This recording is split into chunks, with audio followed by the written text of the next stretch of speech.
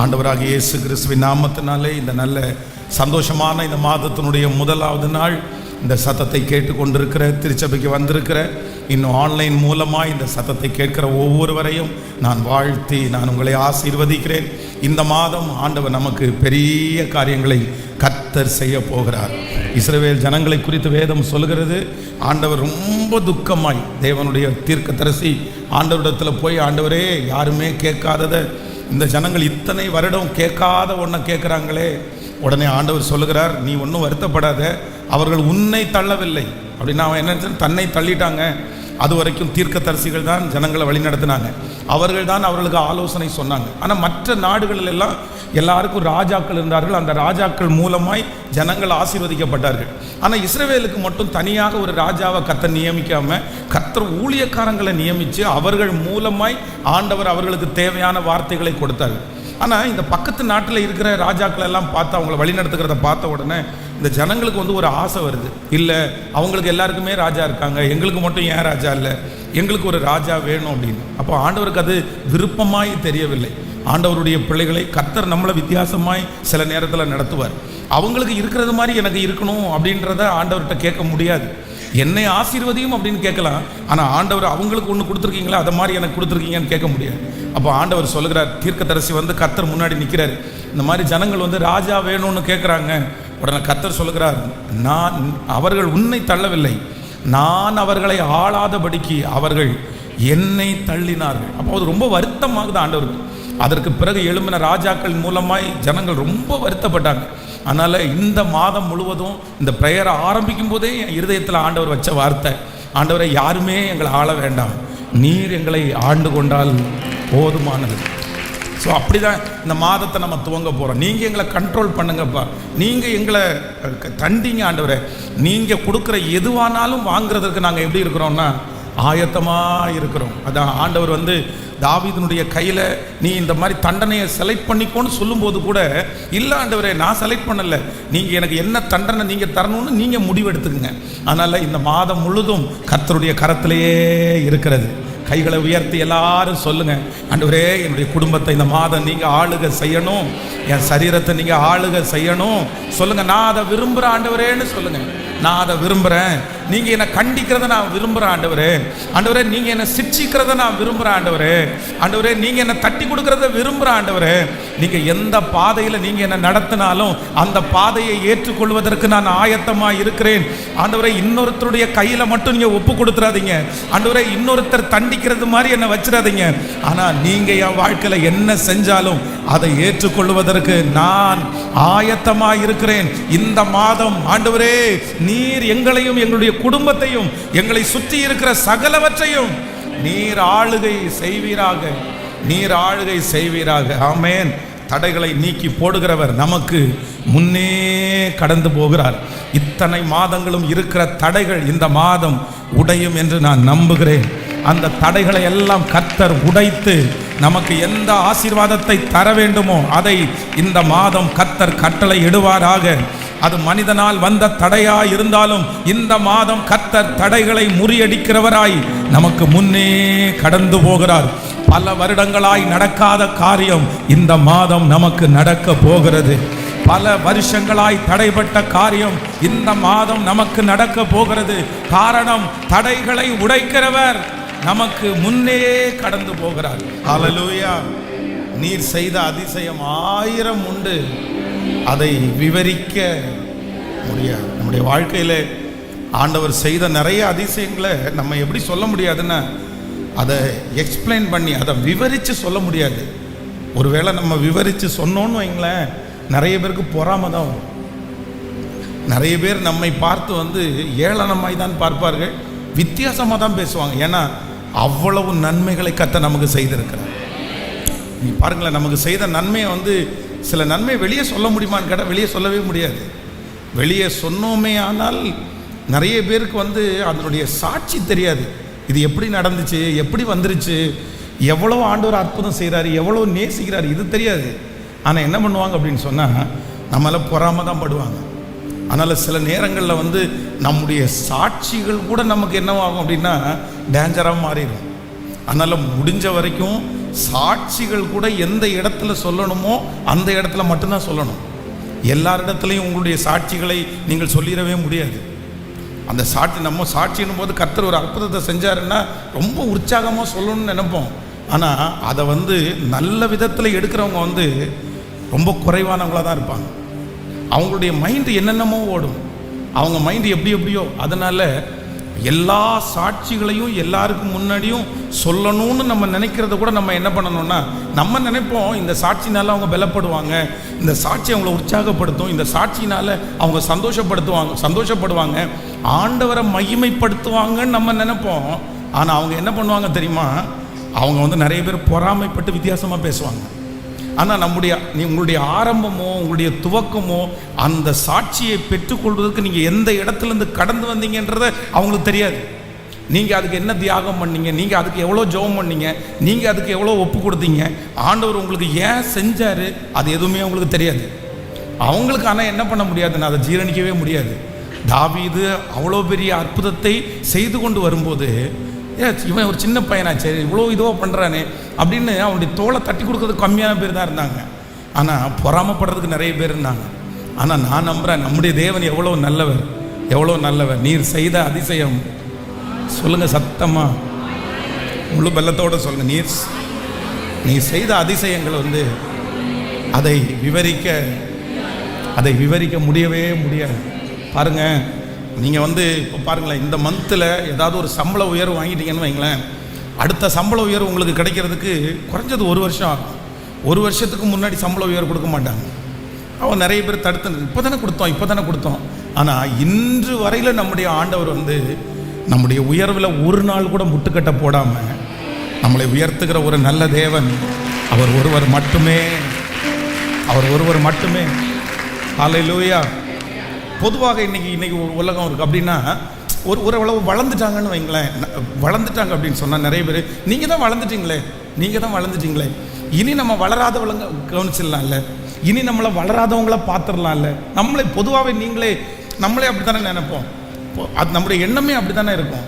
ஆனால் நான் உண்மையிலே ஆண்டவரை எப்படி அறிஞ்சேன் அப்படின்னு சொன்னால், என்னுடைய வளர்ச்சியில் பொறாமைப்படுகிறவரோ, நீ வளர்ந்துட்ட இனி உனக்கு வேண்டான்னு சொல்கிறவரோ அல்ல, என் வளர்ச்சியிலையும் என் கூட இருக்கிற ஒருத்தர் யார் அப்படின்னா கர்த்தர் ஒருவர் மட்டுமே. உங்கள் வாழ்க்கையில் இன்றைக்கு இந்த சத்தத்தை கேட்கிற ஆண்டவருடைய பிள்ளைகளே, உனக்கு நீ ஒரு குறையும் இல்லை, உனக்கு ஒன்றும் இல்லை அப்படின்னு நிறைய பேர் உங்களுடைய தேவைகளை கூட அறியாமல் நிறைய பேர் அமைதியாக இருக்கலாம். ஆனால் ஆண்டவருடைய கை மட்டும் உங்களுக்கு என்ன பண்ணாதுன்னா குறுகவே குறுகாது. ஆனால் நீங்கள் எதை மறந்துடக்கூடாதுன்னா, எப்பவும் யாருடைய கையைத்தான் பார்க்கணுன்னா ஆண்டவருடைய கையை மட்டும்தான் பார்க்கணும். உங்கள் வாழ்க்கையில் சில சூழ்நிலையில் ஆண்டவர் உங்களை டெஸ்ட் பண்ணுவார். எப்படி டெஸ்ட் பண்ணுவார் அப்படின்னா, என் பிள்ளை என்னதான் சார்ந்து வாழ்கிறானா அப்படின்றத ஆண்டவர் அடிக்கடி டெஸ்ட் பண்ணுவார். நான் நம்புகிறேன், இந்த டெஸ்ட்டு எனக்கு தீமைக்கு இல்லை, எனக்கு ரொம்ப சந்தோஷமாக இருக்குது. நான் ஆராதிக்கிற தேவன் அவருடைய கையை தான் என் பிள்ளை பார்க்கணும்னு நினைக்கிறாருன்னா, இதை விட வேறு ஆசீர்வாதம் வேறு என்ன வேணும்? அதனால் நம்ம எல்லாருமே ஆண்டோடத்தில், தகப்பனே, யார் என் தகப்பனும் என் தாயும் என்னை கைவிட்டாலும், யார் நம்மை விட்டு போனாலும், நம்மை குறித்து ஒவ்வொருத்தருக்கும் ஒவ்வொரு ஒப்பீனியன் இருந்தாலும், நான் நம்புகிறேன் இஸ்ரவேலை காக்கிற தேவன் என் பட்சத்திலேயே இருக்கிறார், என் அருகாமையிலே இருக்கிறார். இதுவரையிலும் நடத்தினவர், இந்த மாதம் வரையிலும் நடத்தினவர், இந்த வருஷம் வரையிலும் நடத்தினவர். அந்நிய தேவன் உங்களை நடத்தவில்லை, சொந்தம் உங்களை நடத்தவில்லை, நீங்கள் நேசித்தவர்கள் உங்களை நடத்தவில்லை. கர்த்தர் ஒருவனே அவனை நடத்தினார், கர்த்தர் ஒருவரே உங்களை நடத்தினார். அந்த தேவன் தான் இன்று வாக்கு கொடுக்கிறார், நான் இன்று மட்டுமல்ல மரண பரியந்தம் உன்னை நான் நடத்துவேன். இந்த மாதம் ஆண்டவர் நம்மை நடத்துவேன் என்று வாக்கு கொடுக்கிறார். ஹல்லேலூயா. கைகளை மேலே உயர்த்தி எல்லாரும் அப்படி எழும்பி நின்று சொல்லுங்க பார்க்கலாம், நீர் செய்த அதிசயம் 1000 உண்டு. 1 இல்லை ஆண்டவரே, 2 இல்லை ஆண்டவரே, நீர் செய்த அதிசயம் 1000 உண்டு ஆண்டவரே. ஆனா நான் விவரித்து யாரிடத்துலையும் சொல்ல முடியாது. ஆனா உங்களுக்கு மட்டும்தான் ஆண்டவரே நன்றி சொல்லணும். ஏன் அப்படின்னா, என்னை குறித்து அறிந்திருக்கிற ஒரே ஒருவர் நீ ஒருத்தர் மட்டும்தான் ஆண்டவரே. எத்தனை பேர் ஆமோதிக்கிறீங்க? ஒருத்தர் மட்டும்தான் ஆண்டவரே, நீ ஒருத்தர் மட்டும்தான் ஆண்டவரே. சொல்லுங்க எல்லாரும் இருதயத்தின் ஆழத்தில் இருந்து. ஹல்லேலூயா, ஹல்லேலூயா. ஹalleluya ஹalleluya. கைகளை உயர்த்தி எல்லாரும் சொல்லுவோம், ஆண்டவரே நீர் செய்த அதிசயம் 1000 உண்டு, அதை விவரிக்கவே முடியாது ஆண்டவரே. நான் யார்கிட்ட சொன்னா நம்புவாங்க? யார்கிட்ட சொன்னா நம்புவாங்க? ஒவ்வொருத்தரும் ஒவ்வொரு விதமா தாப்பா யோசிப்பாங்க. ஆனா எனக்கு தெரியும், எனக்கு தெரியும், என் கரத்தை பிடிச்சவர் நீர், என்னை நடத்தினவர் நீர், என்னை கொண்டு வந்தவர் நீர், இந்த மாதம் வரைக்கும் என்னை வைத்திருக்கிறவர் நீர் ஆண்டவரே. கைகளை எல்லாரும் உயர்த்தி சொல்லுவோம், நன்றி அப்பா, உம்முடைய கிருபை எங்களை தாங்கினதற்காக நன்றி ஆண்டவரே. இந்த மாதம் உம்முடைய திருக்கரம் எங்கள் ஒவ்வொருவரையும் நடத்த போகிறதற்காக நன்றி ஆண்டவரே. இது ஒரு ஸ்பெஷல் மாதமாய் மாறட்டும், பண்டிகையின் மாதம் ஆண்டவரே. இந்த மாதம் ரொம்ப இந்த உயிர்த்தெழுதலின் வல்லமையை நாங்கள் உணரணும் ஆண்டவரே. நம்முடைய பிள்ளைகள் ஒவ்வொருவரும் செய்கிற காரியத்தில் ஆண்டவருடைய கரம் பலத்த விதமா இருக்கட்டும் ஆண்டவரே. இந்த மாதம் இதுவரைக்கும் சொல்லாத ஒரு சாட்சியை இந்த மாதம் எங்க பிள்ளைங்க சொல்லணும் ஆண்டவரே. இதுவரையிலும் எங்களுடைய வாழ்க்கையில நடந்திராத ஒரு அற்புதம் இந்த மாதம் நடக்கட்டும் ஆண்டவரே, நடக்கட்டும்பா. உங்க கரங்களில் எங்களை முழுவதுமாய் தாழ்த்துகிறோம். உங்களுக்கு பிரியமானபடி வாழணும், உங்களுக்கு இஷ்டம் உங்க இஷ்டத்துக்கு வாழ எங்களுக்கு அனுக்கிரகம் பாராட்டுவீராக. இயேசுவின் மூலம் ஜெபம் எடுக்கிறோம் நல்ல பிதாவே, ஆமென். எல்லாரும் அப்படியே உட்காரலாம். கர்த்தர் நல்லவர். ஆண்டவர் உங்களை இதுவரையிலும் உங்களையும் என்னை நடத்தின தேவன். இந்த மாதமும் கர்த்தர் ஆச்சரியமாய் கர்த்தர் நடத்துவாராக. ஹல்லேலூயா. உங்களுக்கு இருக்கிற எல்லா டிஸ்ட்ராக்ஷன் அப்படின்னா டிஸ்டர்ப், இது எல்லாத்தையும் ஆண்டவர் மாற்றி உங்களை நேர் வழியாய் ஆண்டவர் நம்மை நடத்துவாராக. ஆமென். சில நேரங்களில் சத்துரு உங்களுடைய ஆசீர்வாதத்தை கெடுப்பதற்காக நிறைய டிஸ்டர்பை கொண்டு வந்துட்டே இருப்பான். ஆனால் ஆண்டவருடைய பிள்ளைகள் அதற்கு ஒரு நாள் நீங்கள் செவி சாய்க்கவே கூடாது. வேதம் சொல்கிறது, கிறிஸ்து இயேசுவை கவனித்து பாருங்கள். உங்களுடைய விஷன், உங்களுடைய எதிர்காலம், உங்களுடைய வளர்ச்சி, உங்களுடைய உயர்வின் மேலே தான் எப்பொழுதும் உங்களுக்கு கான்சன்ட்ரேஷன் இருந்துகிட்டே இருக்கணும். வேற வலதுபுறமும் இடதுபுறமும் இந்த மந்த்து கூட நீங்கள் ஒரு தீர்மானம் எடுங்க, நான் அந்த பக்கம் இந்த பக்கமும் நான் திரும்பவே மாட்டேன். நமக்கு நிறைய வேலை இருக்குது. சொல்லுங்கள் எல்லாருமே, எல்லாருமே சொல்லுங்கப்பா, எனக்கு நிறைய வேலை இருக்குது. கேட்கலையே? சத்தமாக சொல்லுங்கப்பா. பக்கத்தில் ஒரு 3 பேருடைய கையை பிடிச்சி சொல்லுங்கள், எனக்கு நிறைய வேலை இருக்குது. சத்தமாக சொல்லுங்கள். எனக்கு நிறைய வேலை இருக்கிறதுக்கு என்ன அர்த்தம்? என்ன அர்த்தப்பா? நீ பேசிகிட்டு இருக்கிறத நான் கேட்டுருக்க முடியாதுப்பா, நீ சொல்கிறதெல்லாம் கேட்க முடியாதுப்பா. அப்போது ஒன்று நினைத்து கொள்ளுங்கள், நீங்கள் எல்லாத்தையும் நீங்கள் கேட்டுகிட்டே இருந்துட்டீங்க அப்படின்னா, எல்லாத்தையும் நீங்கள் யோசிச்சிட்டே இருந்தீங்கன்னா, எல்லாத்துக்கும் நீங்கள் செவி சாச்சிட்டீங்கன்னா, உங்களுடைய விஷனை நீங்கள் என்ன பண்ண முடியாதுன்னா நிறைவேற்றவே முடியாது. எப்பொழுதும் ஒன்று நினைத்து கொள்ளுங்கள், பிசாசு வேதம் சொல்கிறது, யாரை வஞ்சிக்கலாமோ என்று வகை தேடி சுற்றி தெரிகிறான். அதனால் நீங்கள் வளரணும், நீங்கள் உயரணும் அப்படின்னு நினச்சா இந்த மந்த் ஒரு பெரிய பொருத்தனை எடுக்கணும். என்ன பொருத்தனை எடுக்கணும் அப்படின்னா, ஆண்டவரே நான் வலதுபுறமும் இடதுபுறமும் என்ன பண்ண மாட்டேன்னா, அவங்க என்ன பண்ணாங்க, இவங்க என்ன பண்ணாங்க, இவங்க என்ன செய்கிறாங்க, அவங்க என்ன செய்கிறாங்க, இவங்க இப்படியா அவங்க இப்படியா, இல்லவே இல்லை. இது விசுவாசத்தை சேதப்படுத்துகிற பெரிய அழிவு. ஏன் அப்படின்னு சொன்னால், இப்போது சமீப காலமாய் பார்த்திங்கன்னா நிறைய ஊழியர்களை குறித்து, ஊழிய காரியங்களை குறித்து நிறைய நெகட்டிவ், நிறைய தவறான காரியங்கள் மீடியாவில், யூடியூப்பில் இந்த மாதிரி பேசிகிட்டே இருக்கிறாங்க. அப்போது என்ன ஆகும் அப்படின்னு சொன்னால், இது உங்களுடைய விசுவாச கப்பலை சேதப்படுத்தி விடும். நீங்கள் அதற்கு நேராக திரும்பி அதை கேட்டுட்டு, அது என்ன இப்படி நடந்திருக்குது, என்ன இப்படி பேசியிருக்கிறாங்க, இந்த மாதிரி நீங்கள் கான்சன்ட்ரேஷனில் பிசாசு உங்களை கொண்டு போயிட்டான் அப்படின்னா உங்களுடைய விசுவாசத்திற்கு ரொம்ப குறைவு ஏற்படும். ஸ்பெஷலாக வாலிப தம்பிங்க தங்கச்சிங்க நீ ஆவிக்குரிய வாழ்க்கையில் வளரணும்னா, நீ தேவனுக்காக பற்றி எரிய விரும்புகிறாயானால் ஒன்று நீ நினச்சிக்கோ, உன்னுடைய விஷனை மட்டும் நீ பாரு, உன்னுடைய தரிசனத்தை மட்டும் நீ பாரு. இந்த உலகத்திலே குறையில்லாத ஒரே ஒருவர் கர்த்தர் ஒருவர் மட்டுமே. எத்தனை பேர் ஆமோதிக்கிறீங்க? அவரை பார்க்கிறவர்கள் ஒரு நாளும் இடரவே மாட்டார்கள். ஸோ இந்த மாதத்தில் நீங்கள் எடுக்கக்கூடிய பெரிய தீர்மானமே என்னென்னா, எப்படி எடுக்கணும் அப்படின்னு சொன்னால், ஆண்டவரே நான் யாருடைய வார்த்தைக்கும் நான் என்ன பண்ண மாட்டேன். சொல்லுங்கள் சத்தமா. அந்த மாதிரி பேசுகிறவங்களை என்கரேஜ் பண்ணாதீங்க, அந்த மாதிரி பேசுகிறவங்களிடத்துல நீங்கள் இருக்காதீங்க. வேதம் சொல்கிறது, துன்மார்க்கருடைய ஆலோசனையின்படி நடவாமலும் பாவிகளுடைய வழியில் நில்லாமலும் பரியாசக்காரர் உட்காரும் இடத்தில், கேட்கல, அங்க என்ன பண்ண கூடாதாமா, உட்காரவே கூடாதாமா. நீங்க உட்கார்ந்தீங்கன்னாலே உங்கள் விசுவாசத்தை கொஞ்சம் கொஞ்சமாக குறைச்சிருவாங்க. அவங்க உங்களை அழிவுக்கு நேராக நடத்தி விடுவார்கள். அதனால் உங்களை ரொம்ப அன்பாய் சொல்லுகிறேன், ரொம்ப பட்சமாய் சொல்லுகிறேன், நீங்கள் வளரணும்னு நான் ரொம்ப விரும்புகிறேன். அந்த வளர்ச்சி நான் பெருமைக்காக சொல்லலை. இன்று வரையில் இந்த பலிபீடத்தில் இருக்கும்போது உண்மையிலே அப்படிப்பட்ட பேச்சு இருக்கிற மனிதர்களிடத்தில் பழகினதே இல்லை. அந்த மாதிரி மனிதர்கள் அப்படின்னு தெரிஞ்சிட்டா உடனே என்ன பண்ணிடுறது அப்படின்னா கட் பண்ணிடுறது. வேணாப்பா வேணாப்பா, இன்னொருத்தரை குறித்து குறை பேசுகிற, இன்னொருத்தரை குறித்து சொல்கிற, இன்னொருத்தரை பட்ட பேர் வச்சு கூப்பிடுற இந்த மாதிரி பர்சனோட நமக்கு என்ன இருக்கக்கூடாது சொல்லுங்கள். ஐக்கியம் உங்களுக்கு இருந்துச்சுன்னா நீங்கள் ரொம்ப பாதிக்கப்படுவீங்க. இன்றைக்கி சொல்லுகிறத நீங்கள் விளையாட்டாக நினைக்காதீங்க. இதை மரணம் வரைக்கும் நீங்கள் மறந்துடாதீங்க. அப்படிப்பட்டவர்களையும் உங்களுடைய வீட்டு வாசலுக்குள்ள கூட நீங்கள் விட்டுறாதீங்க.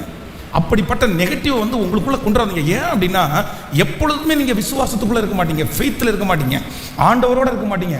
திடீர்னு ஒரு நாள் உங்களுக்கு ஜபக்குறைவாக இருக்கும்போது இந்த சத்துரு இந்த விஷயத்தினால உங்களுடைய ஆவிக்குரிய உங்களுடைய விசுவாச கப்பலை சேதப்படுத்திட்டே போயிடுவான். கப்பல் அப்படின்றது முழுமையானது, அது கடலில் தண்ணி மேலே போகுது. அந்த கப்பலில் ஒரு சின்ன ஓட்டை விழுந்தாலும் அந்த கப்பலுக்கு ஆபத்துன்றது நீங்கள் எப்பவுமே மறந்துடக்கூடாது. இந்த ஆபத்தை அதான் ஆண்டவர் சொல்றாரு, சிலர் விசுவாச கப்பலை சேதப்படுத்தினார்கள். விசுவாச கப்பலை மூழ்கடிக்கல, சேதப்படுத்தினாலே போதும். உங்களை மூழ்கடிக்க வேண்டாம், சர்ச்சை விட்டு உங்களை எடுத்துட வேண்டாம், ஆவிக்குரிய வாழ்க்கையை விட்டு எடுத்துட வேண்டாம். ஆனால் சின்ன ஒரு ஓட்டையை போட்டுட்டு போனால் போதும். இவங்க இப்படியா, இவங்களும் இப்படியா அப்படின்ற ஒரு ஓட்டையை போட்டுட்டு போயிட்டாங்கன்னா அடுத்த நிமிஷம் எப்படி நீங்கள் ஜெபம் பண்ணுவீங்க? உங்களுக்கு ஜெபம் பண்ணும்போது எப்படி அந்த ஃபீல் ஆகும்? வார்த்தையை கேட்கும்போது எப்படி உங்களுக்குள்ளே போகும்? நீங்கள் எப்படி ஆராதிக்க முடியும்? பிசாசு உங்களை பின்னாடி கொண்டு போக விரும்பிட்டதை நினச்சதை சாதிச்சுட்டானா? அதனால் ஒன்று தீர்மானம் எடுங்கள், நான் இந்த மாதிரி விஷயத்துக்கு என்ன பண்ண மாட்டேன்னா செவி கொடுக்கவே மாட்டேன். உங்களுடைய சேதப்படுத்திடாதீங்க. இன்னைக்கு ரொம்ப ஈஸியாக தெரியும், ஆனால் ஒரு நாள் உங்களுடைய கப்பலே மூழ்கிற அளவுக்கு இந்த பிரச்சனை கொண்டு வந்து விட்டுரும். அதனால் நான் யாரை பார்ப்பேன் அப்படின்னா கர்த்தர் ஒருவரை மட்டுமே. உங்களிடத்துல யாராவது ஒருவர் குறை சொல்லுவதற்காக வந்தால் கூட நீங்கள் என்ன பண்ணணும் அப்படின்னு சொன்னால் ஸ்டாப், வேற ஏதாவது பேசுங்க பிரதர், வேற ஏதாவது பேசுங்க பிரதர், வேற ஏதாவது சொல்லுங்க பிரதர். ஆனால் அவர்களோட சேர்ந்து நீங்கள் சிரிச்சிங்கன்னா கூட நிச்சயமாகவே உங்களுக்கு ஆசீர்வாத குறைவு. ஏன்னா கர்த்தர் சொல்லியிருக்கிறார், அவர்கள் வழியிலே நில்லாமலும் பரியாசக்காரர் உட்காரும் இடத்தில். இப்போது ஸ்கூல் படிக்கும்போது பார்த்தீங்க அப்படின்னா இந்த பிள்ளைங்க எல்லாம் வாத்தியாரை ஒரு பட்டப்பேர் வச்சு கூப்பிடுவாங்க, கூட படிக்கிற பிள்ளைங்களை பட்டப்பேர் வச்சு கூப்பிடுவாங்க. அது கூட நம்ம சமாளிச்சுக்கலாம், ஏன்னா சின்ன பிள்ளைங்க தெரியாது அப்படின்னு. ஆனால் வளர்ந்ததற்கு பிறகு பிள்ளைகளை பெற்றெடுத்ததுக்கு பிற்பாடு இன்னொருத்தருடைய ஃபிசிக்கலை வச்சு, இன்னொருத்தருடைய தோற்றத்தை வச்சு அவங்களுக்கு ஒரு பட்டப்பேரை சூட்டி அப்படி பேசுகிறவங்களை ஆண்டவர் எப்படி விட்டு வைப்பார்னு நினைக்கிறீங்க? இது ஒரு நல்ல மனுஷனுடைய அழகா? ஒரு நல்ல மனுஷன் அப்படி பண்ணுவானா? வாயில் அப்படி ஒருத்தரை பட்டப்பேர் சொல்லி கூப்பிடுவாங்களா?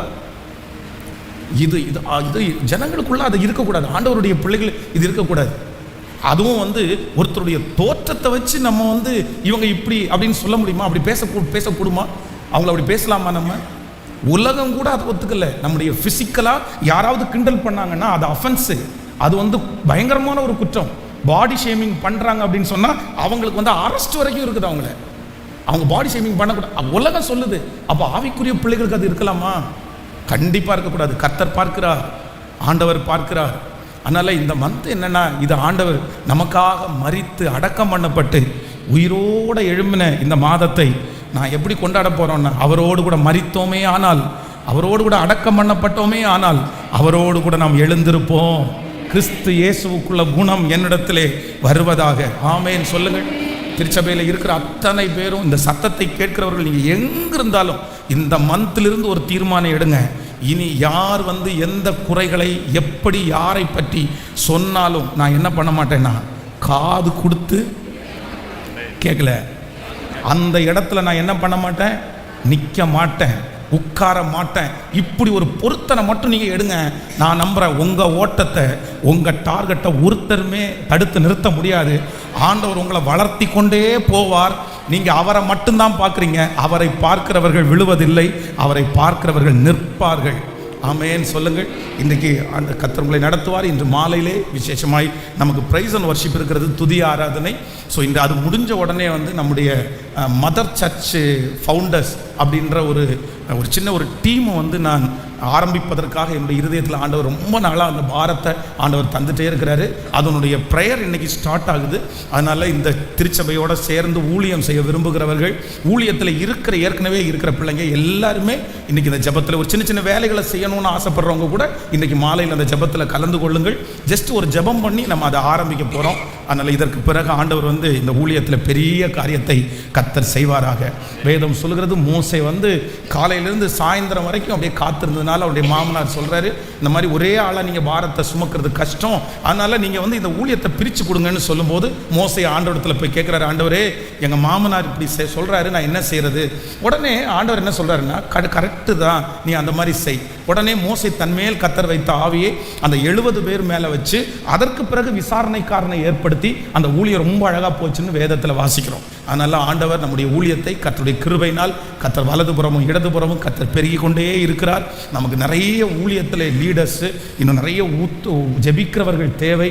ஆண்டவர் இந்த ஊழியத்தை கர்த்தர் கோயம்புத்தூருக்கு மட்டுமல்ல தேசத்திற்கே சாட்சியாய் கர்த்தர் மாற்ற போறார். அதனால நல்ல ஊழியத்தில் பக்குவப்பட்டவர்கள், ஜெபிக்கிறவர்கள், தாளந்தெல்லாம் இல்லை, தாளந்தெல்லாம் அப்படிலாம் இல்லை, உங்களுடைய மனசு தான் அவைலபிளாக இருக்கிறவங்க எல்லாரும் இன்று மாலையிலே வாருங்கள். ஆண்டவர் பெரிய அற்புதங்களை கர்த்தர் நமக்காக கர்த்தர் செய்வாராக. ஆமென், ஸ்தோத்திரம். இன்றைக்கே ஆண்டவர் கொடுத்த வாக்கு தத்தத்தை நாம் எல்லாரும் சேர்ந்து நம்ம வாசிக்க போகிறோம். ஏசாயாவின் தீர்க்க தரிசன புஸ்தகம் 59வது அதிகாரத்தினுடைய 19வது வசனத்தை.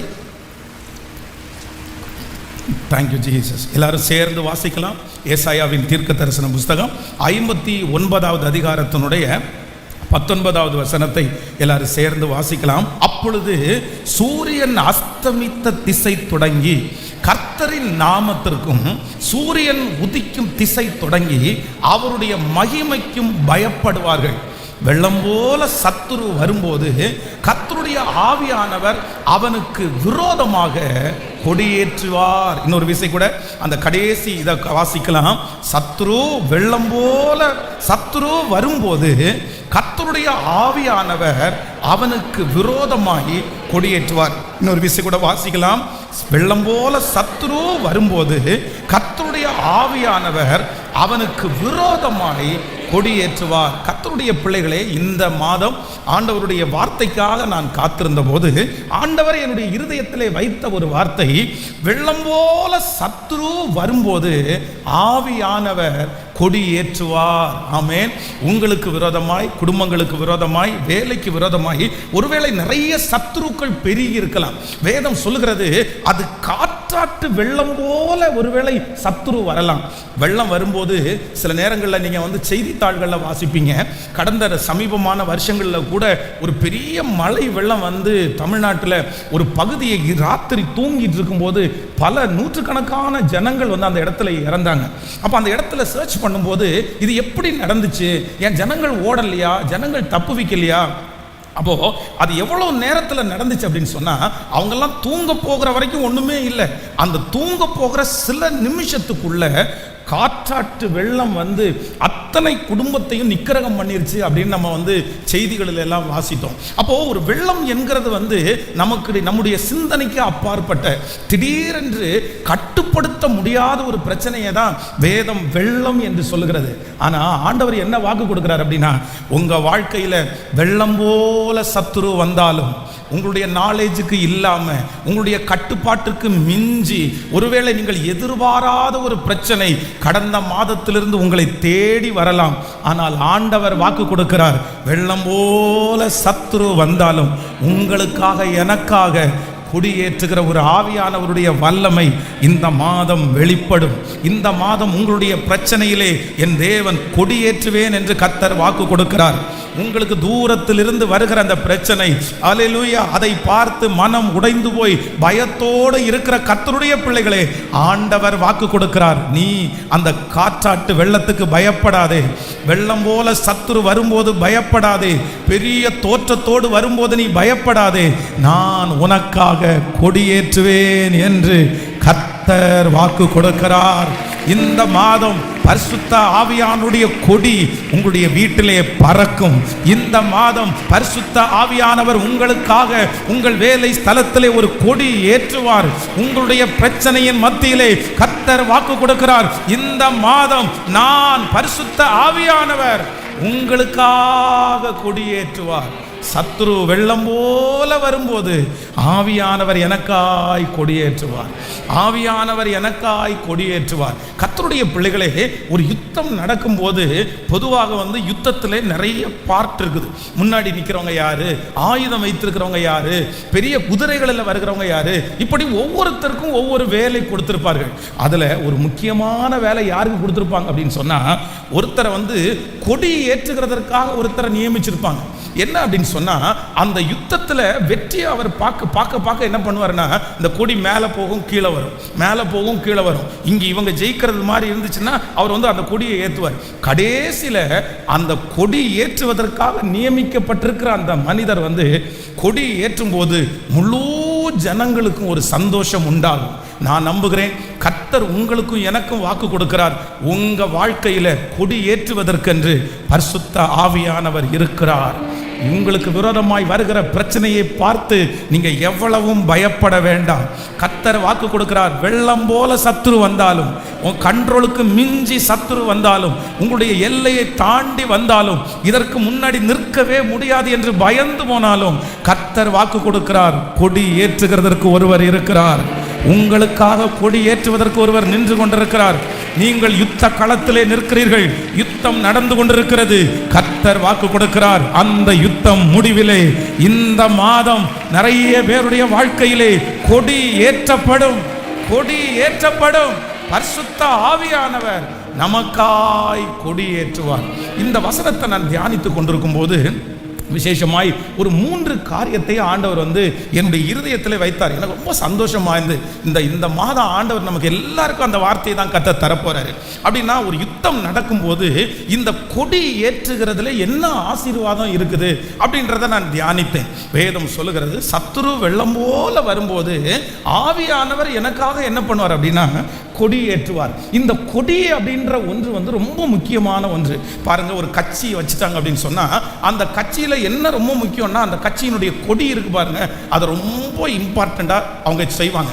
அதனுடைய கலர், அதுல கொடுக்கப்பட்டிருக்கிற அந்த முத்திரை, இது எல்லாத்தையுமே ரொம்ப யோசிச்சு அதுக்கு ஒவ்வொன்றுக்கு பின்னாடி ஒவ்வொரு அர்த்தத்தை வைத்திருப்பார்கள். ஒரு கட்சிக்கு ஒரு கொடி ரொம்ப முக்கியம், ஒரு தேசத்திற்கு ஒரு கொடி முக்கியம். இந்த கொடி என்கிற ஒன்றை யாருமே அவ்வளவு சீக்கிரமாய் அவமதிச்சிட முடியாது. அப்படி அவமதிக்கிறவர்களுக்கு பார்த்தீங்கன்னா ரொம்ப தண்டனை உண்டாகும். நம்ம பாருங்களேன், இந்த தேசிய கொடியை இப்போ பிளாஸ்டிக்ல தேசிய கொடி பண்றது இல்லை. காரணம் என்ன அப்படின்னா, இந்த தேசிய கொடியை கீழே போட்டுறாங்க, காலில் மிதிச்சிடுறாங்க, அதை குப்பை தொட்டியில் போட்டுறாங்கன்றதுக்காக தேசிய கொடி இப்பொழுது பிளாஸ்டிக்ல பிரிண்ட் பண்ணப்படுவதில்லை. அதே போல அந்த கொடியில யாராவது உட்கார்ந்துட்டாங்கன்னா, அந்த கொடியை தலையில எடுத்து தலைப்பாகையா கட்டிட்டாங்கன்னா, அந்த கொடியை எடுத்து முகம் தொடச்சாங்கன்னா, உடனே அந்த நேரத்திலேயே அதை கண்டுபிடிச்சா இந்த கொடிய அவமதிப்பு என்கிற ஒண்ணுல அவங்கள பல ஆண்டு ஜெயிலில் கூட போட்டிருக்காங்க. அப்ப இந்த கொடியை முக்கியத்துவப்படுத்துவாங்க. அப்ப நான் நம்புறேன், நம்முடைய ஆண்டவர் இந்த மாதம் வாக்கு கொடுக்கிறார், நான் உனக்காக என்ன செய்வேன் அப்படின்னா கொடி ஏற்றுவேன், கொடி ஏற்றுவேன். இந்த கொடி ஏற்றுகிறது எதற்காக அப்படின்னு வாசிக்கும் போது ஒரு 3 வசனங்களை ஆண்டவர் ஞாபகப்படுத்தினார். வாசிக்கலாம். ஒன்றாவது, நீங்கள் 1 சாமுவேல் 30ஆம் அதிகாரத்தினுடைய 8வது வசனத்தை வாசிக்கலாமா? 1 சாமுவேல் 30ஆம் அதிகாரம் 8வது வசனம். தாவீது கர்த்தரை நோக்கி, நான் அந்த தண்டை பின்தொடர வேண்டுமா, அதை பிடிப்பேனா என்று கேட்டான். அதற்கு அவர், அதை பின்தொடர், நீ அதை பிடித்து சகலத்தையும் திருப்பி கொள்ளுவாய் என்றார். இன்னொரு விஷயம் கூட எல்லாரும் வாசிக்கலாம். தாவீது கர்த்தரை நோக்கி, நான் அந்த தண்டை பின்தொடர வேண்டுமா, அதை பிடிப்பேனா என்று கேட்டான். அதற்கு அவர், அதை பின்தொடர், அதை பிடித்து சகலத்தையும் திருப்பி கொள்ளுவாய். கைகளை உயர்த்தி ஒரு ஹல்லேலூயா. கர்த்தருடைய பிள்ளைகளை ஒன்று நினைத்துக் கொள்ளுங்கள். இந்த கொடி என்கிற ஒன்று கர்த்தர் சொல்லுகிறார், சத்துரு வெள்ளம் போல வரும்போது ஆவியானவர் உனக்காக என்ன பண்ணுவார் அப்படின்னா கொடியேற்றுவார். எனக்காக ஆண்டவர் கொடியேற்றுவார். அப்போ இந்த கொடியினுடைய முதல் ஆசீர்வாதம் என்ன அப்படின்னு சொன்னா, ஒரு யுத்தத்தில் நிற்கிற ஒரு மனிதனுடைய கையிலே கொடியை கொடுத்து, எப்பா இந்த கொடி மேலே பறக்கணும்ப்பா, ஆனால் அந்த கொடி பறக்கிறதுக்கு ஒரு டைம் இருக்குது. என்ன டைம் இருக்கு அப்படின்னு சொன்னா, யுத்தத்தில் அவர்கள் ஜெயித்தார்கள் என்கிறதனுடைய அர்த்தம் தான் கொடி ஏற்றப்படுகிறது. அவ்வளோதான். ஒரு கொடி ஏற்றியாச்சு அப்படின்னு சொன்னா, அந்த எதிரியினுடைய நாடு என்ன சொல்றோம் அப்படின்னு சொன்னா, எப்பா எல்லாரும் திரும்பிடலாம்ப்பா, எல்லாரும் திரும்பிடலாம். ஆனால் இந்த கொடி வந்து நீங்கள் நினைக்கிறது மாதிரி அவ்வளோதான் 100% ஜெயிச்சதற்கு பிறகு ஏற்றப்படுவதற்காக அல்ல. எதிரி பலவீனமாகி அவ்வளோதான், இனி அவங்க தோற்றுருவாங்க, நம்ம ஜெயிச்சிருவோம் அப்படின்ற ஒரு சூழ்நிலை வரும்போது இந்த கொடி என்ன பண்ணுவோம்னா கொஞ்சம் கொஞ்சமாக மேலே ஏறும். ஆண்டவர் இன்றைக்கு முதலாவதாக என்ன வாக்கு கொடுக்கிறார் அப்படின்னா, நீங்கள் அந்த பிரச்சனையை சந்திக்கிறதற்கு முன்பாகவே, அந்த போராட்டத்தை சந்திக்கிறதுக்கு முன்னாடியே இப்போ என்ன பண்ணியிருக்குன்னா ஒரு கொடி ஏற்றப்பட்டிருக்கிறது. இந்த கொடி வந்து இப்போ ஏற்றப்படக்கூடாது, ஜெயித்ததற்கு பிறகுதான் ஏற்றப்பட வேண்டும். இது வின் பண்ணதுக்கு அப்புறம் தான் இந்த கொடி ஏற்றப்படணும். ஆனால் நிறைய பேருடைய வாழ்க்கையில் கொடி முன்னாடியே ஏற்றப்பட்டிருக்கிறது. காரணம் என்ன அப்படின்னா, இந்த யுத்தத்தில் கர்த்தர் வாக்கு கொடுக்கிறார், எதிரி அல்ல, நீங்கள் ஜெயிப்பீர்கள் என்கிறதை கர்த்தர் முன்கூட்டியே ஆண்டவர் யுத்தத்தை தொடங்குறதற்கு முன்பாகவே, யுத்தம் நடந்து கொண்டிருக்கும் போதே உங்களுக்காக ஒரு கொடி ஏற்றப்பட்டு கொண்டிருக்கிறது. இந்த சத்தத்தை கேட்டுக்கொண்டிருக்கிற யாரோ ஒருவர், ஐயோ இந்த யுத்தத்தில் நான் ஜெயிப்பேனா, இந்த யுத்தத்தில் நான் தோற்று போயிருவேனா, இந்த யுத்தத்தை தொடங்குறதற்கு கூட எனக்கு பலன் இல்லையே, இந்த யுத்தத்தினுடைய முடிவு என்ன ஆகும், இந்த சூழ்நிலையினுடைய முடிவு என்ன ஆகும். ஆனால் ஆண்டவர் இன்றைக்கு திரும்பி பார்க்க சொல்லுகிறார். நீங்கள் திரும்பி பார்க்கும்போது உங்களுக்காக ஒரு கொடி ஏற்றப்பட்டிருக்கிறது. அந்த கொடிக்கு என்ன அர்த்தம் என்றால், கர்த்தர் வாக்கு கொடுக்கிறார், இந்த யுத்தத்திலே ஜெயம் உங்களுக்கு என்று ஏற்கனவே நிர்ணயிக்கப்பட்டு விட்டது. நம்புறவங்க கரங்களை தட்டி, இந்த யுத்தத்திலே ஒரு தேவனுடைய பிள்ளை தோற்று போவது இல்லை. கர்த்தர் வாக்கு கொடுக்கிறார், இந்த யுத்தத்திலே நீ தோல்வி அடைய மாட்டாய், ஏற்கனவே ஜெயம் உங்களுக்காக குறிக்கப்பட்டிருக்கிறது. ஆமென். சத்துரு வெள்ளம் போல வரும்போது ஆவியானவர் எனக்காக கொடியேற்றுவேன். அதைத்தான் இந்த வேத வசனத்தில் வாசித்தோம். சங்கீதக்காரனாகிய தாவீது சொல்லுகிறான், நிற்கிறதற்கு அவர்களுக்கு பலன் இல்லை. கூட வந்தவங்க எல்லாருமே ரொம்ப சோர்ந்து போயிட்டாங்க. ஆண்டவரே, அந்த தண்டை பின்தொடரட்டுமா, நான் பிடிப்பேனா, என் கூட இருக்கிறவங்க எல்லாம் பலவீனப்பட்டுட்டாங்க, நான் இந்த யுத்தத்தில் ஜெயம் பெற்றுவேனா, இந்த பிரச்சனை எனக்கு சரியாகுமா, நான் இதுக்கு தொடர்ந்து போலாமா அப்படின்னு கேட்கிறாரு. கேட்ட உடனே ஆண்டவருடைய வார்த்தை வருது, நீ அந்த தண்டை பின்தொடர், நீ சகலத்தையும் திருப்பி கொள்ளுவாய். யுத்தமே ஆரம்பிக்கல, யுத்தமே இன்னும் நடக்கல. ஆனா கர்த்தர் அந்த மனுஷனை பார்த்து என்ன சொல்றாரு அப்படின்னா, நீ தைரியமாயிரு, ஜெயமோ கர்த்தரால், குதிரை யுத்த நாளுக்காக ஆயத்தமாக்கப்படும், ஜெயமோ. இன்றைக்கு ஆண்டவர் யாரோ ஒரு இடத்துல தெளிவாய் பேசுகிறார். இந்த மாதம் ஆண்டவர் வாக்கு கொடுக்கிறார், இந்த யுத்தத்தில் நீ ஜெயிப்பாய், இந்த யுத்தத்திலே ஜெயம் முன்பாகவே நிர்ணயிக்கப்பட்டது, இந்த காரியத்திலே ஏற்கனவே ஜெயம் உங்களுக்காக குறிக்கப்பட்டிருக்கிறது. கர்த்தர் கொடி ஏற்றிட்டாரு, ஆண்டவர் கொடி ஏற்றிட்டாரு. கர்த்தர் சொல்றாரு, இனி எந்த நெகட்டிவ் எண்ணமும் வேண்டாம், இனி அவிசுவாசம் உங்களுக்கு வேண்டாம், உங்களுடைய மனம் தளரவே வேண்டாம். நீங்க ஜெபம் பண்ணும் போது கூட எப்படி ஜெபம் பண்ணணும்னா, எனக்கு ஜெயம் கொடுத்ததற்காக ஸ்தோத்திரம், எனக்கு வெற்றியை கொடுத்ததற்காக ஸ்தோத்திரம். நான் நம்புறேன் இன்னைக்கு ஒரு கொடி உங்களுக்கு எனக்காக ஏற்றப்பட்டிருக்கிறது. அந்த கொடியினுடைய அர்த்தம் என்ன அப்படின்னு சொன்னா, என் பிள்ளை இன்னும் யுத்தத்தையே தொடங்கலைன்னாலும் ஜெயம் ஜெயம் ஜெயம், என்னுடைய பிள்ளைக்குத்தான் ஜெயம். முடிவு உங்கள் பக்கத்துல தான், முடிவு உங்க பக்கத்துல தான். கர்த்தர் வாக்கு கொடுக்கிறார், காரியம் எப்படி வேண்டும் என்றாலும் மாறட்டும், எப்படி வேண்டும் என்றாலும் மாறட்டும். யுத்தத்தில் வந்து அந்த பக்கத்தில் ஜெயிக்கும் போது அந்த பக்கத்தில் கை தட்டலாம், இந்த பக்கத்தில் ஜெயிக்கும் போது இந்த பக்கத்தில் கை தட்டலாம். ஆனால் எல்லாருடைய கண்ணும் எதை பார்க்கும் அப்படின்னு சொன்னா, யார் ஜெயிக்க போறா, யார் ஜெயிக்க போறா. ஆனால் ஆண்டவர் நமக்கு வாக்கு கொடுக்கிறார், ஜெயத்தை முன்னாடியே கர்த்தர் எழுதியிருக்கிறார். யாரும் ஜெயிக்கிறதை குறித்து நீங்கள் வருத்தப்படவே வேண்டாம். பாச என்னமோ தெரில, அவங்க தான் ரொம்ப போகிறது மாதிரி தெரியுது.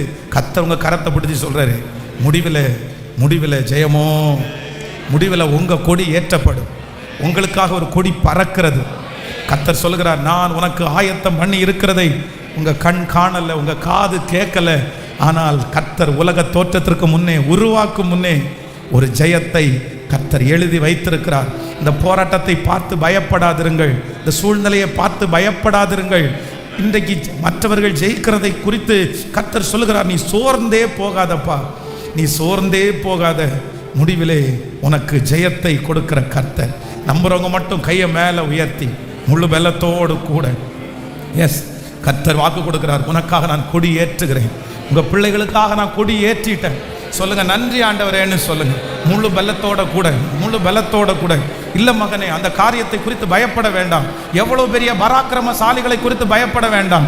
உனக்கு விரோதமாக யுத்தம் பண்ணுகிற அந்த மனுஷன் எவ்வளவு பெரிய நபரா இருந்தாலும் பயப்பட வேண்டாம். கர்த்தர் வாக்கு கொடுக்கிறார், ஜெயத்தை நான் ஏற்கனவே உனக்காக அறிவித்தேன். உனக்காக ஒரு கொடி பறந்து கொண்டிருக்கிறது, முன்னறிவிக்கப்பட்டு விட்டது. இந்த காரியத்திலே ஜெயம் உங்களுக்கு தான். இந்த காரியத்திலே ஜெயம் உங்களுடைய குடும்பத்திற்கு தான். இந்த காரியத்திலே ஜெயம் திருச்சபைக்கு தான். இந்த காரியத்திலே ஜெயம் நமக்கு தான். ஜெயம் கொடுக்கும் தேவன். ஹல்லேலூயா. ஜெய சத்துரு வெள்ளம் போல வரும்போது ஆவியானவர் எனக்காக கொடியேற்றுவேன். இந்த மாதம் நம்ம விசுவாசிக்க வேண்டிய ஒரு வாக்கு தத்தம். சத்துரு வெள்ளம் போல வரும்போது ஆவியானவர் எனக்காக கொடியேற்றுவேன். எனக்காக ஒரு கொடி ஏற்றப்பட்டிருக்கிறது. இதனுடைய முதல் அர்த்தம் என்ன அப்படின்னு சொன்னா, கர்த்தர் வாக்கு கொடுக்கிறாரு, நீ யுத்தத்தை ஆரம்பிக்கிறதுக்கு முன்னாடியே உனக்கு வெற்றியை யாருமே அறிவிக்க மாட்டாங்க. ஆனா கர்த்தர் வாக்கு கொடுக்கிறார், நீ பயப்படாத. என்ன நடந்தாலும் நீ யோசிக்காத. ஜெயம் யாருக்கு அப்படின்னா, முடிவிலே நீ தான் ஜெயிப்பாய். என்ன நடந்தாலும் நம்ம தான் ஜெயிக்க பண்ண போறோம். கர்த்தர் உங்களையும் என்னை தான். இந்த காரியத்தை குறித்து காரியம் எப்படி வேணாலும் மாறி வரலாம். ஆனா உங்க இருதயம் ஒன்றை மட்டும் நம்பட்டும், முடிவில் யாருக்கு தான் ஜெயம் அப்படின்னு சொன்னா, எனக்கே ஜெயம் கொடுக்கிற தேவன். அது காரியம் சமயம் வரும்போது கர்த்தர் மாற்றுவார். அந்த ஸ்கோர் பாருங்க, சில நேரத்தில் முடிவு எடுப்பாங்க. அதை அந்த கிரிக்கெட் எல்லாம் நிறைய பேர் பார்ப்பாங்க பாருங்களேன். இந்த கடைசியில் 6 பாலுக்கு 20 ரன்னு தேவை அப்படின்னும் போது முழு உலகம் நிறைய நேரத்தில் பதட்டமாக அப்படியே இருப்பாங்க. ஏன் அப்படின்னா அந்த முடிவை அவங்களால தெரிஞ்சுக்கவே முடியாது. படபடப்பாக இருக்கும். அடிப்பாங்களா அடிக்க மாட்டாங்களா, ஐயோ இந்த 3 பாலையும் அவன் அட்டன் பண்ணாதான், இந்த 3 பாலில் 2 பாலை 6 அடித்தாதான் அப்படின்னுலாம் இருக்கும் பாருங்களேன். மொத்த பேரும் ஈகராக வெயிட் பண்ணுவாங்க. அதர் டீமும் 2 பேருக்குமே தெரியாது. ஆனால் கடைசியில் பார்த்தீங்கன்னா ஒரு டீம் ஜெயிக்கும் பாருங்களேன். ஆனால் அந்த டீமுடைய ஜெயம் ஏற்கனவே முன்னறிவிக்கப்பட்டிருக்கிறது. நான் நம்புகிறேன், கடைசி நேரம் வரைக்கும் நிறைய மாற்று கருத்துக்கள் இருக்கலாம், நிறைய பேருடைய பார்வை வித்தியாசமாக இருக்கலாம். ஆனால் ஆண்டவர் முன்னாடியே உங்களுக்கு சொல்லிட்டாரு, நீ யுத்தத்தை ஸ்டார்ட் பண்ணுறதுக்கு முன்னாடியே சொல்லிட்டாரு, நீ பயமே படாத, ஜெயம் கொடி கர்த்தர் ஏற்றி. இது தீர்க்க தரிசனமான வார்த்தை. இது தீர்க்க தரிசனமான வார்த்தை. கர்த்தர் சொல்லுகிறார், இந்த யுத்தம் உங்களுடையது அல்ல. இந்த யுத்தத்தை பண்ண போகிறவர் கர்த்தர். இந்த யுத்தத்திற்கு முன்னின்று நடத்த போகிறவர் கர்த்தர். அவர் ஆரம்பித்த யுத்தம் தோற்பது இல்லை, அவர் இருக்கிற யுத்தம் தோற்பதே இல்லை. ஹல்லேலூயா. நம்பர் 2, இரண்டாவதாக இந்த கொடி என்கிறதனுடைய அர்த்தம் அப்படி அதை குறித்து நான் தியானிக்கும் போது ஒரு வசனத்தை வாசிச்சேன், எடுத்துக்கொள்ளலாம். ஏசாயாவின் தீர்க்க தரிசன புஸ்தகம் 40ஆம் அதிகாரத்தினுடைய 2வது வசனத்தை வாசிக்கலாமா? ஏசாயாவின் தீர்க்க தரிசன புஸ்தகம் 40ஆம் அதிகாரத்தினுடைய 2வது வசனம் வாசிக்கலாம். எருசலேமுடன் பட்சமாய் பேசி அதன் போர் முடிந்தது என்றும் அதன் அக்கிரமம் நிவர்த்தி ஆயிற்று என்றும் அது தன் சகல பாவங்களின் நிமித்தம் கர்த்தரின் கையில் இரட்டிப்பாய் அடைந்து தீர்ந்தது என்றும் அதற்கு கூறுங்கள் என்று உங்கள் தேவன் சொல்லுகிறார். இன்னொரு விஷயம் கூட வாசிக்கலாம். எருசலேமுடன் பட்சமாய் பேசி அதன் போர் முடிந்தது என்றும் அதன் அக்கிரமம் நிவர்த்தி ஆயிற்று என்றும் அது தன் சகல பாவங்களின் நிமித்தமும் கர்த்தரின் கையில் இரட்டிப்பாய் அடைந்து தீர்ந்தது என்றும் அதற்கு கூறுங்கள் என்று உங்கள் தேவன் சொல்லுகிறார். ஹல்லேலூயா. கர்த்தருடைய பிள்ளைகளே, ஒரு யுத்தம் நடந்து கொண்டிருக்கும் போது ஒரு கொடி ஏற்றப்பட்டால் முதலாவது அர்த்தம் அவ்வளோதான், அந்த யுத்தத்தில் அவங்க ஜெயிச்சிட்டாங்க அப்படின்னு அர்த்தம். இரண்டாவது என்ன அர்த்தம் அப்படின்னு சொன்னால், இதுக்கு மேலே என்ன பண்ணக்கூடாது அப்படின்னா போர் போடக்கூடாது. அதைத்தான் கர்த்தர் வாக்கு கொடுக்கிறார். எருசலேமிடத்திலே போய் பட்சமாய் பேசி ஒன்று சொல்லுங்க, ஆவியானவர் கொடி ஏற்றிட்டாரு, இனி யுத்தம் பண்ண வேண்டாம், யுத்தம் முடிவிற்கு வந்தது. நான் நம்புகிறேன் இந்த மாதம் ஆண்டவர் நமக்கு எல்லாருக்கும் கர்த்தர் வாக்கு கொடுக்கிறார். நான் கொடி ஏற்றிட்டேன். இந்த கொடி ஏற்றினதுக்கு அர்த்தம் என்ன அப்படின்னு சொன்னா, யுத்தம் முடிந்தது, யுத்தம் முடிந்தது. நான் தீர்க்க தரிசனமாய் சொல்லுகிறேன், அநேகருடைய யுத்தத்திற்கு கர்த்தர் இந்த மாதத்திலே ஒரு முடிவை கர்த்தர் கொண்டு வர போகிறார். அநேக பிரச்சனைகளுக்கு கர்த்தர் ஒரு முடிவை கொண்டு வர போகிறார். நிச்சயமாகவே முடிவு உண்டு. உன் நம்பிக்கை வீண் போகாது. அந்த போராட்டத்திற்கு ஒரு முடிவை கர்த்தர் கொண்டு வர போகிறார். ஆவியானவர் ஏற்றுகிற அந்த கொடியை அநேகர் பார்த்து, அதுவும் உங்களுக்கு விரோதமாய் எழும்பி இருக்கிற சத்துரு பார்த்து என்ன சொல்ல போறார் அப்படின்னா, இன்று கண்ட எகிப்தியனை இனி என்றுமே காண்பது இல்லை. ஆமென். சத்துரு இனி உட்புகுதல் இருக்கவே இருக்காது. இஸ்ரவேல் ஜனங்களை எகிப்திலிருந்து கர்த்தர் அழைத்து கொண்டு போய் கானான் தேசத்திலே இருக்கிற ஏத்தியர், எபூசியர், கிர்காசியர் எல்லாரையும் துரத்தி விட்டு பாலும் தேனும் ஓடுகிற ஒரு இடத்திலே சமாதானமாய் உட்கார வைப்பாரே. ஆனால் அங்கு பயப்படுத்துவார் இல்லை, அங்கே அச்சுறுத்துவார் அந்த இடத்துல இல்லை, அங்கே பிடுங்குவார் அந்த இடத்துல இல்லை, அங்கே சமாதான குறைவு இல்லை. கர்த்தர் வாக்கு கொடுக்கிறார், நான் யுத்தமே இல்லாத ஒரு சமாதானமான இடத்திலே உன்னை கொண்டு போய் வைப்பேன் என்று இஸ்ரவேல் ஜனங்களுக்கு வாக்கு கொடுத்த அந்த தேவனுடைய மகிமை இந்த சத்தத்தை கேட்டுக்கொண்டிருக்கிற ஒவ்வொருத்தர் மேலும் இப்பொழுது கடந்து வருகிறது. சத்துரு வெள்ளம் போல வரும்போது ஆவியானவர் எனக்காய் கொடியேற்றுகிறார். அவர் வாக்கு கொடுக்கிறார், இந்த யுத்தம் முடிவிற்கு வந்தது, இந்த யுத்தம் முடிவிற்கு வந்தது. சீரியருடைய தண்டுகள் பின்பு வரவே இல்லை. அவ்வளவு நாட்களும் சீரியர்கள் வந்து இஸ்ரவேல் ஜனங்களை துன்புறுத்திட்டே இருந்தாங்க. ஆனா ஆண்டவர் வாக்கு கொடுக்கிறார், ஒரு தீர்க்கதரிசியை எழுப்பிட்டாரு. அதற்கு பிறகு சீரியருடைய தண்டுகள் இஸ்ரவேலை தொந்தரவு பண்ணவே இல்லையாமா. காரணம் என்னன்னா, என்னுடைய ஆண்டவர் கொடி ஏற்றினார். இந்த மாதம் உங்களுக்கு நடக்க போகிறது, இந்த மாதம் உங்களுக்கு நடக்க போகிறது. கர்த்தர் வாக்கு கொடுக்கிறார், நான் உனக்கு கொடி ஏற்றி இருக்கிறேன், நான் உனக்கு கொடி ஏற்றி இருக்கிறேன். இந்த கொடியினுடைய அர்த்தம் என்ன அப்படின்னு சொன்னா, போர். சொல்லுங்க பார்க்கலாம், போர் முடிந்தது. எல்லாரும் சொல்லுங்க, போர் முடிந்தது. இனி அந்த பயம் இல்லை, இனி அந்த நஷ்டம் இல்லை, இனி அந்த இழப்பு இல்லை, இனி அந்த ஆக்சிடென்ட் இல்லை. அல்லேலூயா. இது தீர்க்க தரிசனமான வார்த்தை. நம்புறவங்க கைகளை உயர்த்தி அறிக்கை செய்யுங்க, அறிக்கை செய்யுங்க, அறிக்கை செய்யுங்க.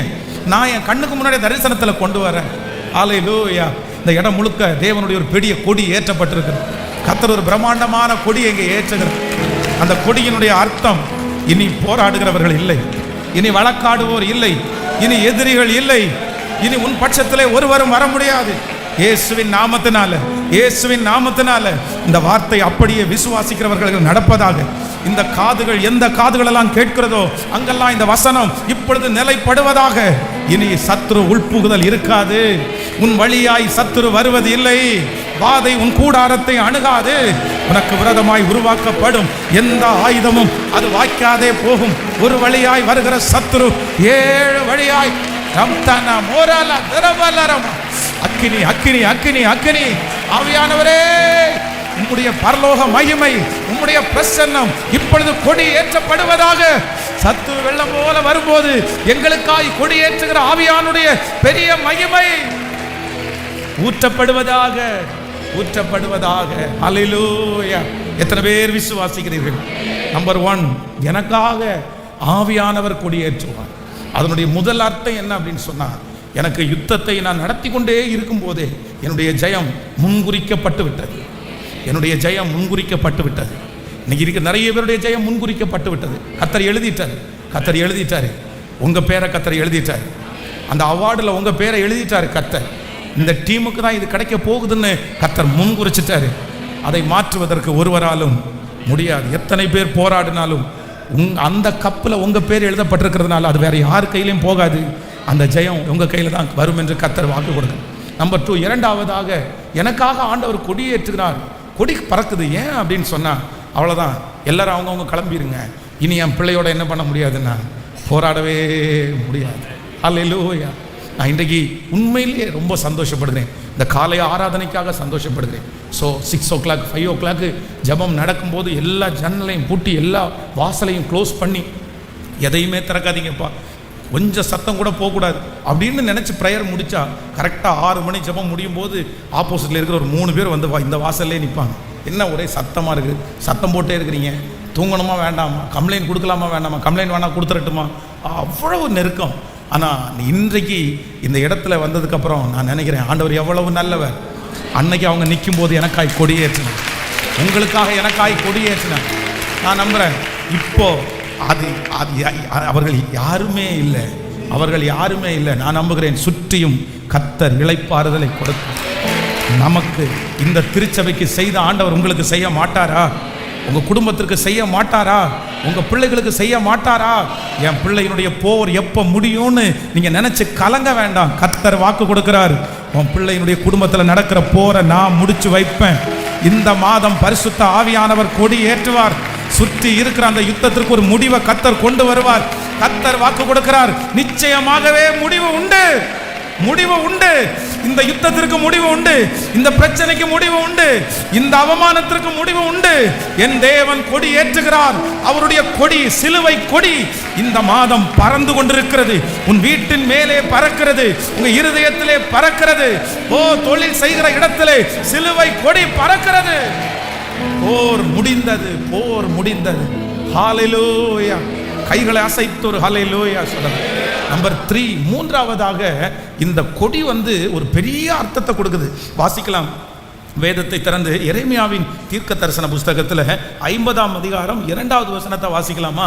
எரேமியாவின் தீர்க்க தரிசன புஸ்தகம் 50ஆம் அதிகாரம் 2வது வசனம்.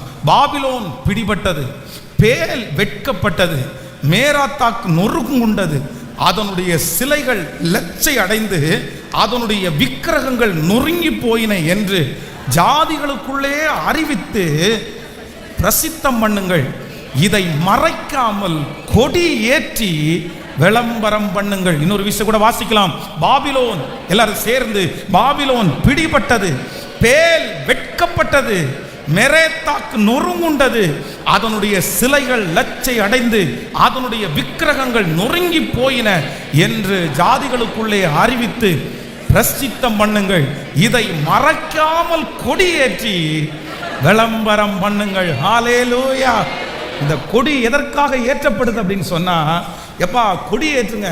இந்த கொடி ஒரு பெரிய விளம்பரம்.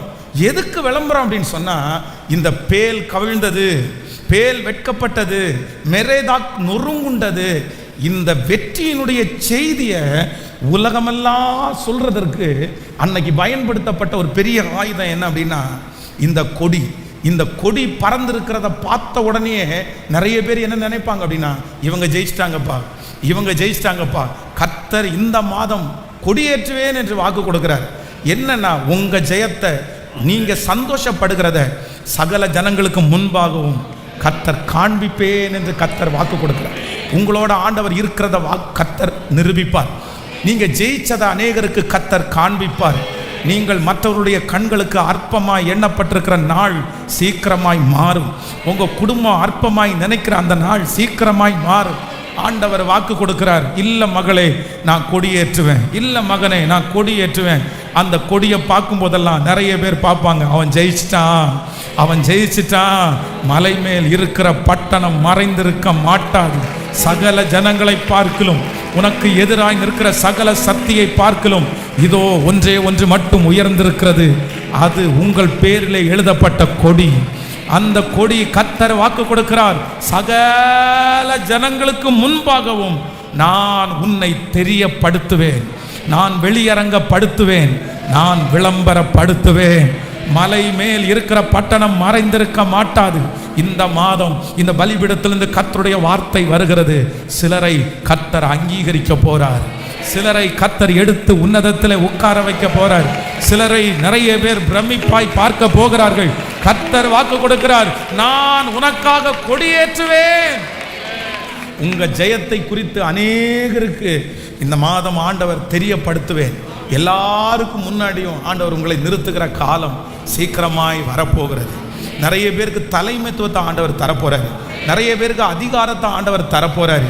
எத்தனை ஆயிரங்கள் பேர் நின்றாலும் நீங்க உங்க கொடி உயர்ந்திருக்க போகிறது, நீங்க மேல இருப்பீங்க. கர்த்தர் சொல்றார், நான் உன்னை விளம்பரப்படுத்துவேன். நம்புறவங்க எத்தனை பேர் ஆமோதிக்கிறீங்க? உங்களை நிறைய பேருக்கு தெரிகிற அளவுக்கு கர்த்தர் கொண்டு வருவார். உங்க எதிரிகள் பார்ப்பார்கள், உங்க கொடி உயர பறந்திருக்கும். அவன் ஜெயிச்சிட்டான் போல, அவன் ஜெயிச்சிட்டான் போல. நான் நம்புறேன். நீங்க போய் சொல்ல வேண்டாம், நீங்க போய் சொல்ல வேண்டாம். உங்களுக்காக பரிசுத்த ஆவியானவர் ஒரு கொடி ஏற்றுவார். அந்த கொடியை எதிரி பார்ப்பாங்க, பார்த்த உடனே முடிவு பண்ணிடுவாங்க, இவன் ஜெயிச்சிட்டான், இவன் ஜெயிச்சிட்டான். நீங்க ஜெயிச்ச செய்தி உங்கள் எதிரிகளுக்கு போய் சேரும். நீங்கள் ஜெயித்த அந்த செய்தி உங்களை சுற்றி இருக்கிறவர்களுக்கு போய் சேரும். உங்களை குறைவாய் நினைத்த நிறைய பேருக்கு இந்த மாதம் ஆண்டவர் வாக்கு கொடுக்கிறார், நான் நீ ஜெயிச்ச செய்தியை அவங்களுக்கு கண்டிப்பாக நான் சொல்லுவேன். ஹல்லேலூயா. எத்தனை பேர் விசுவாசிக்கிறீர்கள்? சத்ரு வெள்ளம் போல சத்ரு வரும்போது ஆவியானவர் எனக்காய் கொடியேற்றுவேன். இப்போ அந்த பிக்சரை உங்கள் கண்ணுக்கு முன்னாடி கொண்டு வாங்க. ஒரு பெரிய காற்றாட்டு வெள்ளம் போல ஒரு யுத்தம் அப்படியே உங்களுக்கு நேராய் வருகிறது. ஆனால் இங்கே பின்னாடி இன்னும் ஒருத்தர் மட்டும் கொடியை ஓங்கி பிடிக்கிறாரு. அதுக்கு 3 காரணம் இருக்குது. நம்பர் 1, முதலாவதாக நீ எவ்வளோ வீரியமாக வந்தாலும் என் பிள்ளை ஜெயிச்சிருவான். ஜெயம் அவனுக்கு தான், ஜெயம் அவனுக்கு தான். கர்த்தர் முதலாவது கொடி ஏற்றுறாரு. ரெண்டாவதாக கர்த்தருடைய கொடி ஏற்றுது. நீ தயவு செய்து பின்னாடி போப்பா, நிறுத்தி இருப்பா, என் பிள்ளை ஜெயிச்சிட்டான், போரை கர்த்தர் நிறுத்துகிறார். மூன்றாவதாக அந்த கொடி கர்த்தர் வாக்கு கொடுக்கிறார். இல்லை, சத்துருக்கள் எல்லாருக்கும் என் பிள்ளை ஜெயிச்சான்னு என்கிறதை விளம்பரப்படுத்துகிறேன். ஹல்லேலூயா. வெள்ளம் போல சத்துரு வந்தாலும் ஆவியானவர், இந்த மாதம் தீர்க்க தரிசனமான வார்த்தை, வெள்ளம் போல சத்துரு வந்தாலும் ஆவியானவர் எனக்காய் கொடி ஏற்றுவேன். ஒரு 10 டைம் சத்தமா எல்லாரும் சொல்லுங்க. வெள்ளம் போல சத்துரு வந்தாலும் ஆவியானவர் எனக்காய் சொல்லுங்க. எல்லாரும் சத்தத்தை உயர்த்தி, வெள்ளம் போல சத்தம். நன்றியப்பா, நன்றியப்பா, சொல்ல சொல்ல மகிமை.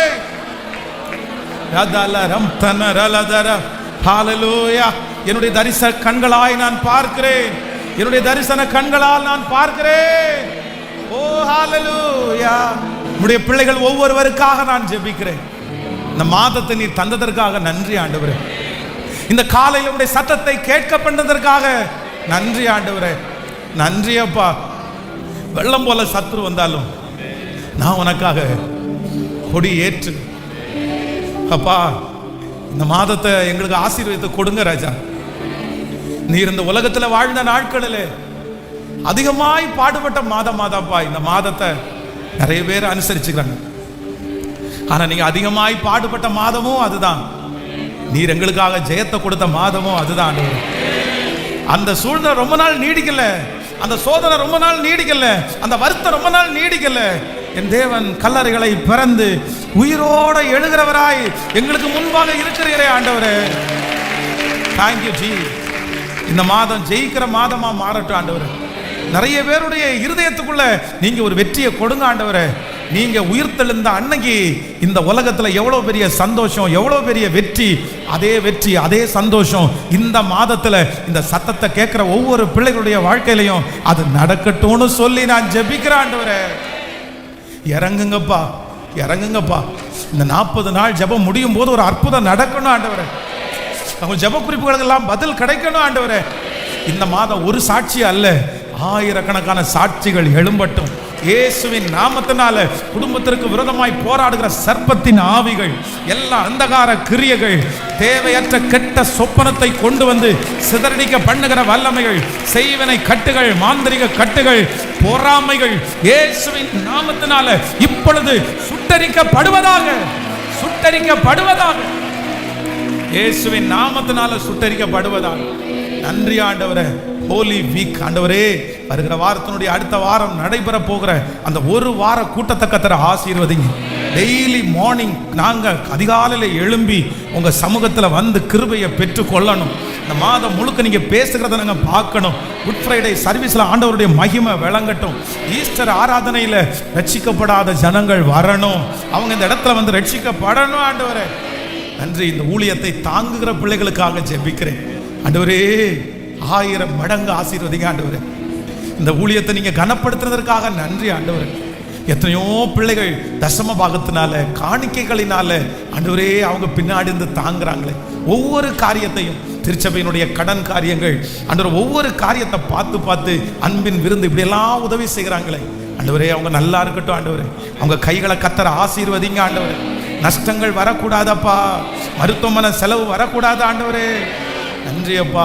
சாப்பிடுகிற ஆகாரம், குடிக்கிற தண்ணீர், சுவாசிக்கிற காற்று, பண்ணுகிற பிரயாணம், செய்கிற வேலை, இவை எல்லாவற்றிலையும் என் ஆண்டவருடைய பிளஸ்ஸிங் ஆண்டவரே.